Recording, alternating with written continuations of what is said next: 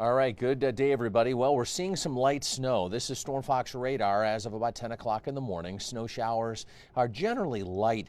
We are going to see the movement picking up, coming in from the southwest at about 15 to 25 miles an hour. So some quick accumulation where we see some moderate bursts of snow. We've seen some sunshine ahead of that as temperatures remain in the upper 20s. This is all along the cold front. We are going to see snow showers, Cleveland, Akron. This is not lake effect, by the way, just the cold front. And then that abruptly moves out. Look how quickly this is developed, and look how quickly we're seeing the break. So this is going to be short-lived, only lasting maybe a couple of hours. Here's that nice break here as this continues to track back through eastern Ohio. So accumulations, a coating up to maybe a quick half inch. The cold front clears, we get that break, and then look at the temperatures behind the front. Fort Wayne at 21, Detroit at 24, lake effect snow in Grand Rapids, Michigan at 16. So that's the forecast now. We'll separate it into round one, which is the one that's ongoing, which is the lighter of the two. Accumulations, few spots might see a quick half of an inch. Late morning, early afternoon snow showers, and then mid to late afternoon we get that nice break. Temperatures remain in the upper 20s to right around 30 degrees. So snowfall forecast for today.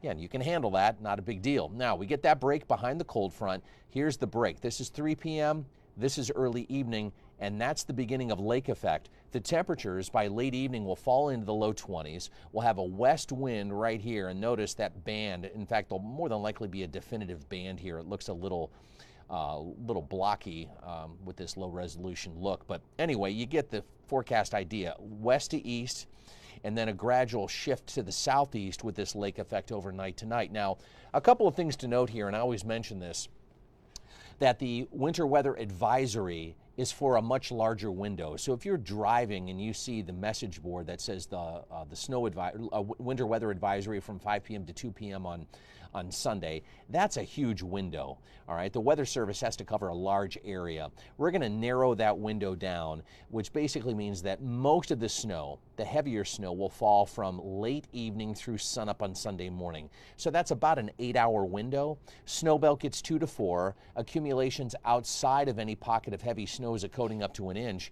Temperatures tonight in the low 20s. See how that band is pretty persistent through tonight right here. That's 3 o'clock in the morning. That's 6 a.m. We'll have ongoing snow early tomorrow, and then the snow showers start to fade by mid-morning on Sunday. So here's your snowfall futurecast for the snow belt for tonight.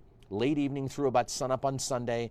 The lavender or that pink color would indicate about 2 to 4. There'll be some pockets where we see 3 to 5. In eastern Cuyahoga, portions of Geauga, we'll have about 2 to 4 in northern Summit, northern Portage, and then the accumulations drop off significantly further south. So that's the forecast here. Again, I always give ranges. We might have to adjust those ranges a little further north later this evening if we need to. This time of year, snow does not last long.